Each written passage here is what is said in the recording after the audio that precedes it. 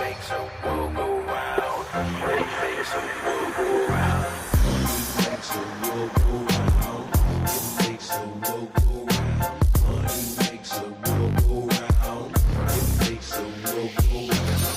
Money makes a world go round. Yeah, money make a world go round. Money makes a world go round. It's money make a world go round. Yeah. Yo.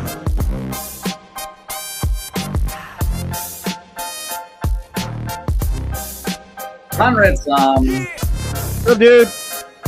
happy Thursday. You got your Michigan ready to go? I'm planning on going. I'm about to drive to Indianapolis here. You're going to the game. I'm like 90%. I'm trying to talk myself into it. Why are you trying to talk yourself? This should not be hard. Well, you know, these tickets, man. They're What are the tickets? Are they over $1,000? yeah. Oh no. Out. Well, I mean, you can get in the stadium, but I'm like, if I'm gonna go, I want to like be able to see something. But we are not here just to talk about Michigan basketball. Unless you would like to. Well, yeah, I would like to, but I would also like to answer questions about legal marketing. Here's a question for you. Go. What you got? How do we measure and manage legal directory investments in the context of AI search? Let me set that up a little bit more before I get your answer. Sure. You know, we've been talking a lot. We've been noticing that, gosh, these AI Gemini and AIOs and AI Mode and ChatGPT, they seem to source legal directories an awful lot in their responses. So we should probably have our information locked down there. But should we spend money on these directories? And if so, how much should we spend? And how do we think about that in the context of marketing accountability and measurement and yada, yada, yada? All right. Okay, I have so many answers to this question, dude. Wait, well, we've got time. I'm not. That's what we're here for. So I think the first thing we need to recognize is that the directories have been salvaged by AI. Yes. While they used to show up sometimes in the search results, they weren't clicked on as much. Although, you know, your media research says that this was fascinating. The number of people who have actually looked for a lawyer and have brand familiarity with one or more of the legal directories, legal specific directories, is very, very high. Much higher than I would have thought, which tells me that they're actually using the directories for a vetting process and or that initial find. So I think that, like, let's not overlook that fact. The next part of this is, I think there's an understanding within those legal directories of who plays. How do you figure out who plays in influencing the LLMs? The good thing is they will tell you if you ask them. And if you do a bunch of searches, I genuinely believe that you can run, and maybe this will just drive you around the bend, but go run 30 searches and list the directories that show up, and now you have your short list. They will almost inevitably include Avo, and there's a reason that they almost inevitably always include Avo. Super lawyers. What are the other ones that you are seeing on the regular? I have not seen Justia showing up as much in these results. So you know what I've been seeing a lot of? In fact, I was going to pull this out. I was going to see if I could do a screen share, but I'll tell you, this I just did an anecdotal. Best divorce lawyers in Seattle. Okay. First citation, expertise. Oh, expertise.com. Yeah. Okay. Now, it's interesting, but I've noticed not a legal directory, but I've noticed this pattern too. It like gets for you know, you'd run 100 of these, you'll see that it'll latch on to a specific source for the prompt. So like for the example, this one, the first 1, 2, 3, 4, 5. The first 5 listings are all expertise.com. Then lawyers.com, Okay, lawyers.com, sure. Justia, Interesting. another expertise.com, another expertise.com, another lawyers.com. And then interestingly, they mention, in fact, let me pull the full source list from the bottom here. We got expertise.com, lawyers.com, Justia. Here's a Super Lawyers. Here's a Forbes. Here's an Avvo. Avo, yeah. Here's Find Law. Yeah. And now we get into the interesting ones.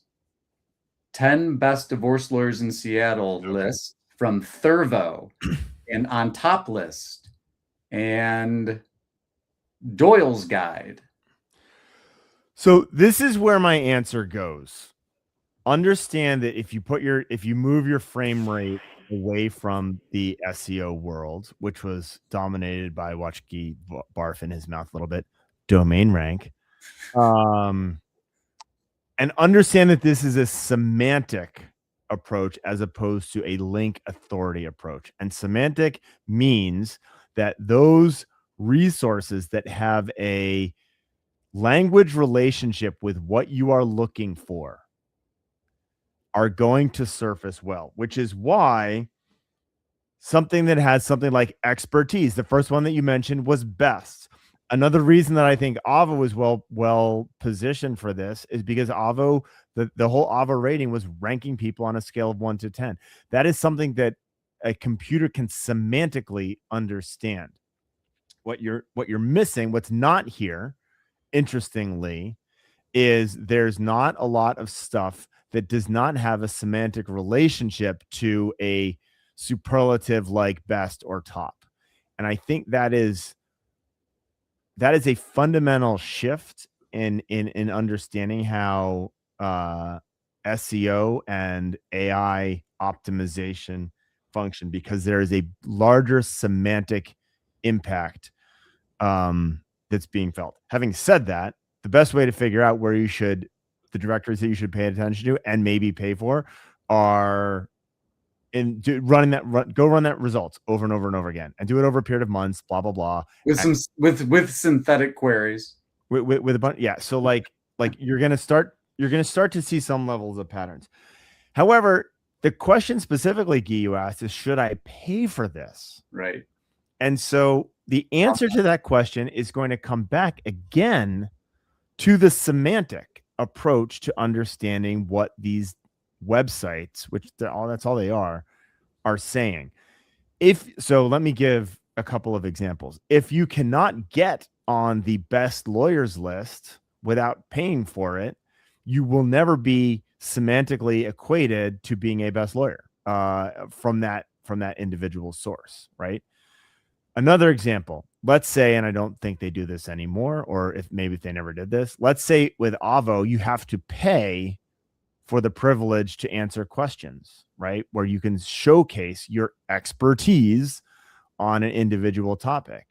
A site that comes up regularly like Avvo that charges to answer questions, that's important. Now, the next part with charging for access is, can these unpaid pages or paid pages, is there a differentiator between with what the LLMs can actually access and read? So is stuff hidden behind a paywall? Stuff that's hidden behind, and then this goes back to like age-old search theory. Stuff that is hidden behind a paywall does not help you from an SEO perspective. And if it's hidden behind an access wall in any way from the LLMs, they can't see it. They're not going, there's no value in it. So the flip side of that is, if you can still participate without paying, and you just don't get the crystal jug that says best lawyer sent to you, then there is no value in paying for it. That's what I got. That is my rambling rant about whether or not you should pay for directories. Okay. How much should you pay, Gyi? Much as you can. Now, as much as you can. Brought to you next, Lunch Hour Legal Marketing, best lawyer directory, just for you. My, this is the boring answer that nobody likes. This has to be viewed in the context of your larger marketing investment. Okay. So let me tell you what I mean. If all your budget is $1,000 a month, I'm not spending my first $1,000 on Avo listings. Where are you spending it? My first $1,000, Yeah. I know your answer. taking someone to dinner. Yes. Nurturing referral relationships. Maybe I'm going to do I don't even know if you, in some communities you probably can, but some kind of local community thing. Like maybe I'm going to do a giveaway. Okay. A local thing. All right, But go back to it's not go back to your yeah, thesis. but on the other hand, let's say that I am market dominator. I'm trying to get every incremental client I possibly can. I've got infrastructure. I've got a team. I've got capacity. I've got intake locked down, and we need to feed this machine. And I'm big enough that my investment in marketing, my $1,000 a month, represents 1% of my marketing budget.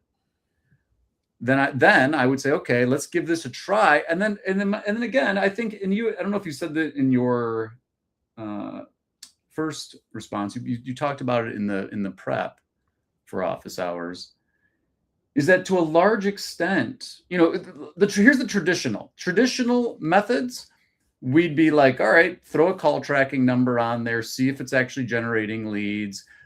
Do some rank tracking, see if if this URL ranks highly for relevant queries. Like that's the historical thing. And then you might try to attach $1 to whether it's impressions, or maybe you're doing it based on your visibility in the directory and cost per lead, cost per wanted lead from the platform. But putting all that stuff aside, how do you quantify it in terms of like the incremental citation value in the AI search context?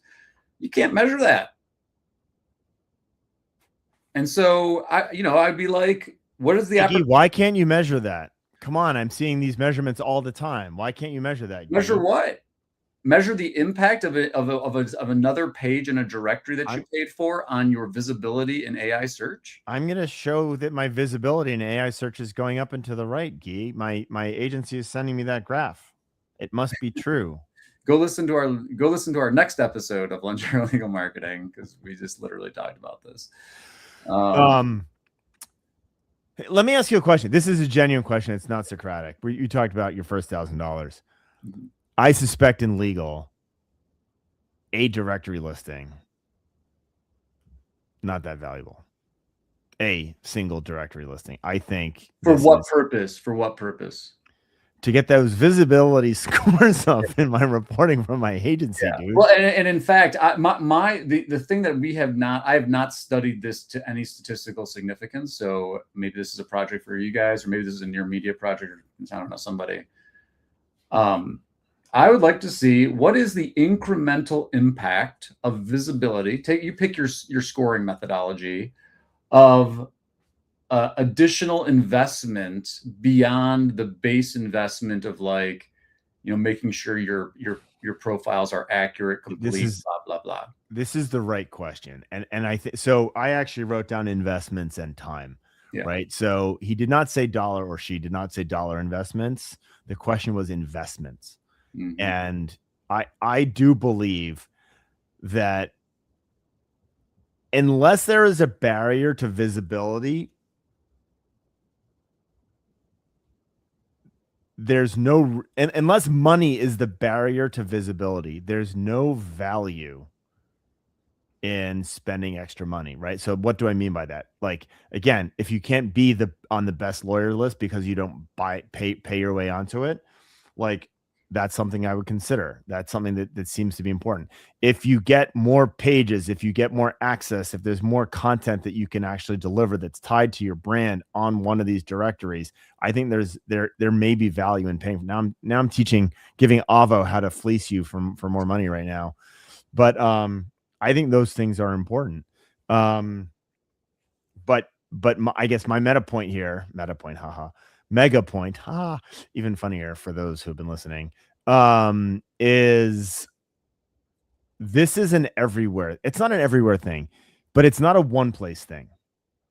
And I don't think in legal you're going to win on one place. There is a concerted digital PR need that I would take into account. Yeah. The other thing that I always want to point out is, again, I think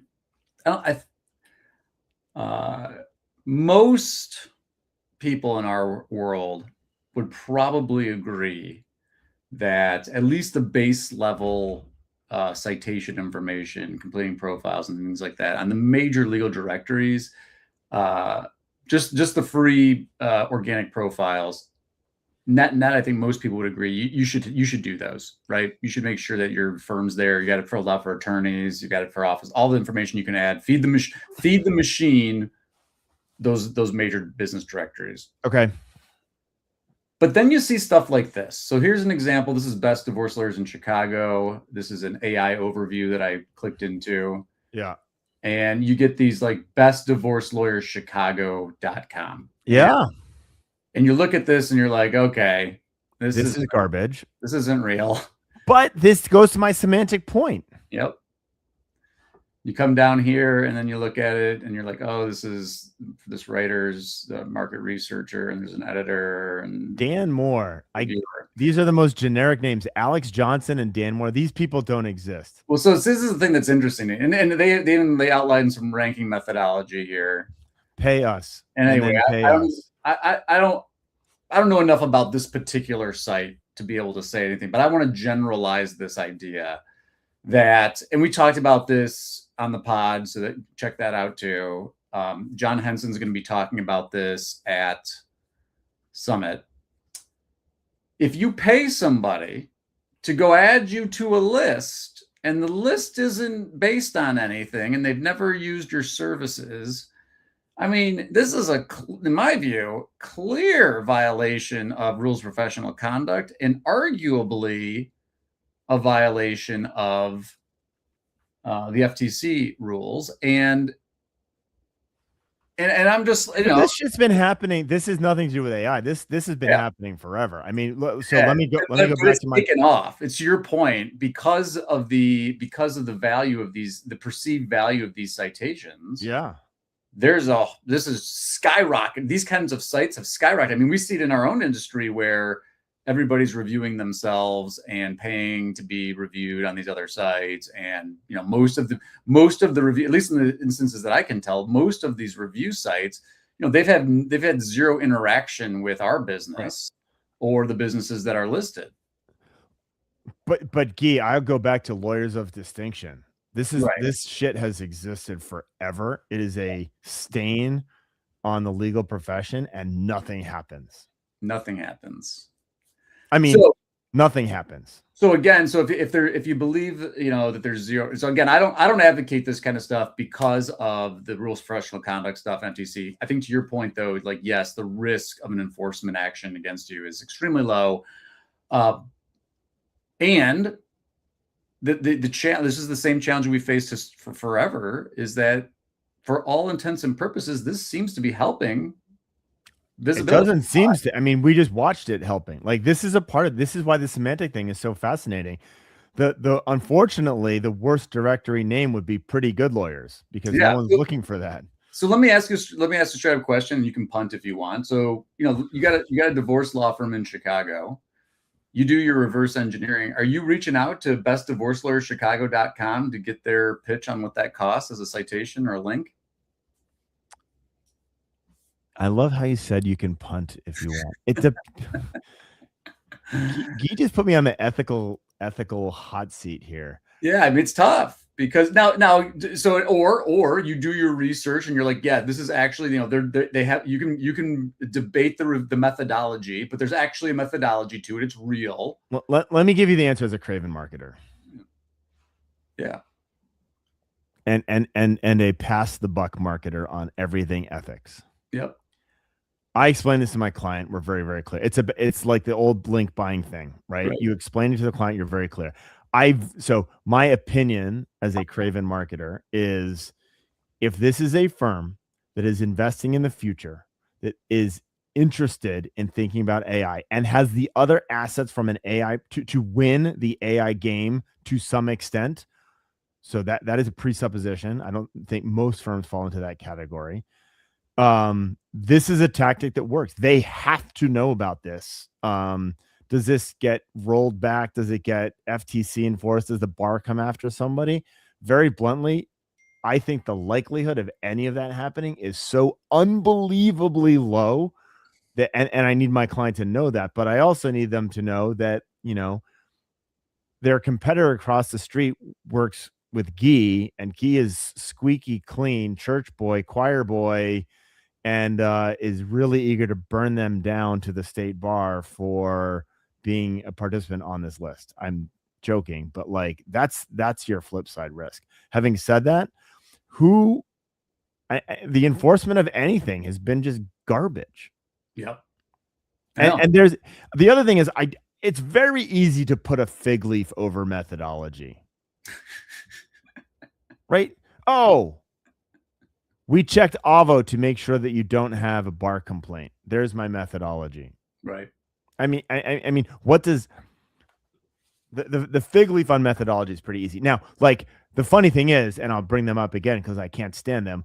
The lawyers of distinction that awarded my chicken a top 10% lawyer, like we're taking the fig leaf off by doing that, right? But most of these, I think there is a fig leaf of, and what are we going to do? Like go out and find all these different bullshit directories and.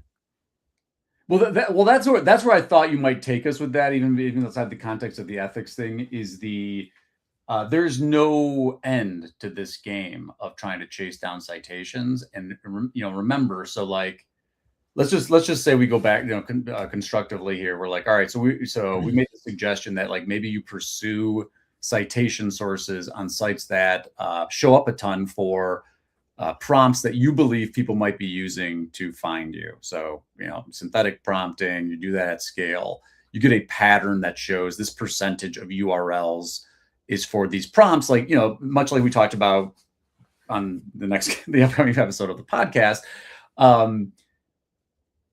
But that list is still going to be long, right? I mean, just in the examples that I showed you a diversity of, it includes some of these, off the beaten path websites. And I think there's a diminishing return there. And that's why I'm a little bit skeptical of beyond some of the majors, like trying to chase every single site that's uses citation for these prompts. It's so highly variable. Anyway, so hopefully when you do that research, patterns emerge. You see it's like lawyers.com, Avo, expertise.com, maybe you got 10, 20, 30, even maybe 100, but you start chasing these really obscure ones that happen to show up as citations. I think you're probably overthinking what's going to be really valuable over time. Because remember too, sure, on the overtime part, right? Like this will evolve, but like I think I said this on the pod, and I hate the terminology. Flood the zone, baby. Flood, of course. In a complete vacuum of resources, flood the zone. But we don't live in a complete vacuum of resources, and so that's the problem. Is that how do you say, again, let's just go back to this example. You're like, I've got a directory budget. Okay.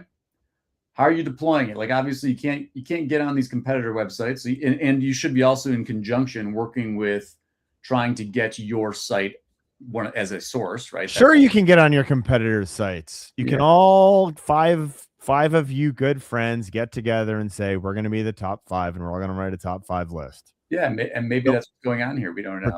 Don't pretend that doesn't happen. No, I'm sure it does. Agencies. But let's look at like, my point was, so you're looking at these sites. So just in this one example, this is one example. You look at these citations, we've got Top List, we've got Yelp, we've got bestdivorcelawyerschicago.com.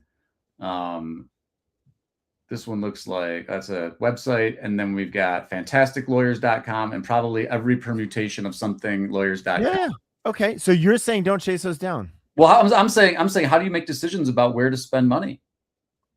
Money being time. or money be both, money. right? It could be both. Some of these probably are paid listings, right? They're sponsored listings on these third-party sites. So again, Craven marketer, we have a handful of clients that have a 5-figure GEO budget. Right. We are spending time chasing that shit down 100%. Yeah, I think that's right. And if you are in a competitive game, you are spending that type of money to influence. The difference is I can't tell you that I got a DR72 link like we used to be able to do. So like the deliverable is in flux. That is just a fact. Right. It's cloudy. The deliverable is cloudy. But yeah, dude, if I've got a client who has a 5-figure budget on this, on AI, GEO, whatever you want to call it, yes, we're chasing that shit down. And then how do you think about it to bring it back to what you just said in the historical context of link acquisition? Maybe you separate those out now, but do you reprioritize? Like, are you like, I'd rather spend this money that we were going to use for a campaign to build links. We're just going to invest that into a citation source instead. Well, so, I mean, we talk about this quite a lot. The overlap between organic and GEO is very real. Mm-hmm. There's a simplistic calculus where you prioritize those places where you can get links, right? For which I imagine most of these directories have links back to the website. So there's value there from an SEO perspective. There's value there from a citation perspective for SEO, and there's value there from a citation perspective and a expertise perspective to the LLMs. So like, yeah. Now, let me show you something. Let's see if I don't know if I can pull this off. New share. Because this is the other thing that I keep saying that I'm like, makes me pause for a moment about all of this stuff. So I'm going to go to, this is a ChatGPT window. Here we go. So we got a list. This was, I think this was, divorce lawyers. Okay. So we come down here, blah, blah, blah. Number 10, Toledo Family Law Group. Lawyers.com is the site. They were delightfully at our summit. There we go. Find a great way to pitch the summit. So, okay, now I'm going to click through to this,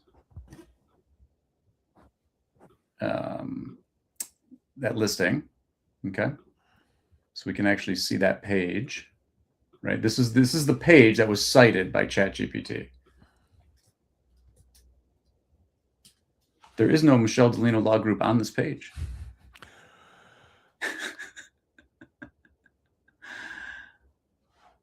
Scroll. I just did a search. The name's not here. So can you explain to our dear audience how that happened? Because the machine decided to list Delino Law Group, and then after the fact sourced lawyers.com as the citation. Yeah. And see, that's the problem with all this methodology. Because we are, I don't think it's necessarily wrong to think like these are the places the machine is using as citation information, but it's not the case that it's not the same link that we used to think about where it's like, this is the actual source for this result. That's not what's happening. It's not linear like that. It is. And so this is, I'm going to continue saying this. We are moving back into a world where this is a digital PR game, and the results, as they have always been until the internets came along, are fuzzy. I do not know which 50% of my marketing budget is wasted. That is 100% going to happen. But if I run that query and I find lawyers.com showing up regularly when I'm looking for things around best or top or divorce law firms or whatever that might be, and that is consistently cited, you need a presence there, period. Makes sense to me. If you want to know more about directories and where to deploy marketing research and investments in this age of AI. Get to Lunch Hour Legal Marketing Summit in Nashville, August 8th or 11th. But, you know, Conrad, we do a lot of pitching for our summit. But Lunch Hour Legal Marketing is going to be at some other locations, including Baltimore. Okay, I wasn't sure where you were going here. Yep, we'll be in Baltimore. May 6th, right? 6th and 7th. 7th. Yeah. For the A Seat at the Table event. Tell us a little bit about that event so people want to make it. Well, it was really cool for Tim Mackey to tie us into this event. Tim was involved in the Dudley DeBosier sale, private equity. Tim is talking about MSOs and bringing together for the first time. I think this is accurate. A networking event between money people and legal people. And so his perspective is that you're either at the table or on the menu as it pertains to financing in the legal world. So it's going to be, there's a lot of conversation about this. There's a lot of knee-jerk hatred for PE people as well. Like every time we mention this, there's at least one person who wants to talk about why they are the root of all evil. And regardless, if you're interested in learning what this landscape looks like, great opportunity. Print out some new business cards if you're thinking about doing a financial deal as it pertains to your firm. But great networking event, and we'll be there. We will also be, Gyi, at PILMA.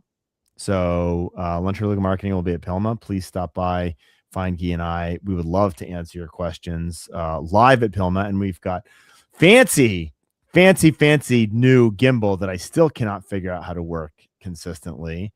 Gyi's got his, but you're not using yours. We're gonna have a gimbal off. We're gonna have that looks like something from a dentist's office, dude. So we'll be able to walk around PILMA and answer questions as you see fit. Maybe we need to get a big, like a top hat that says "Ask me a question" or something. Well, a chef hat with a "Ask me a question." Great. There we go. That's what happens when Gyi and I haven't had enough coffee in the morning. We come up with creative ideas. Like, what was our most recent creative idea that fell flat, Gyi? Claudia. You want to talk about Claudia? Gyi, you were very nice to me with Claudia. Well, this is look, the thing that people aren't appreciating is like this thing's got to evolve. This is our first iteration of Claudia. We got to train Claudia. We got to add some more tokens. We need some more compute, but we'll get there. The final punchline for Claudia was edited out. Claudia was not well received. No, I thought it was funny. Every time I try and do something very creatively funny, no one gets it. Well, that's because you're doing it for you. Gyi played along nicely. Same way I do it. Well, Conrad, this is a great chat. I think people are going to be facing these decisions about directories and where to spend money online. And looking forward to seeing you in Baltimore. Yeah. Don't forget my tripod grabber widget. I'll pack it right now. Otherwise, I'm going to be stuck with this fancy electronic tripod that I can't use.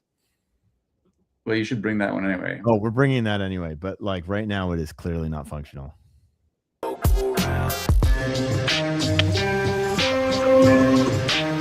Next time.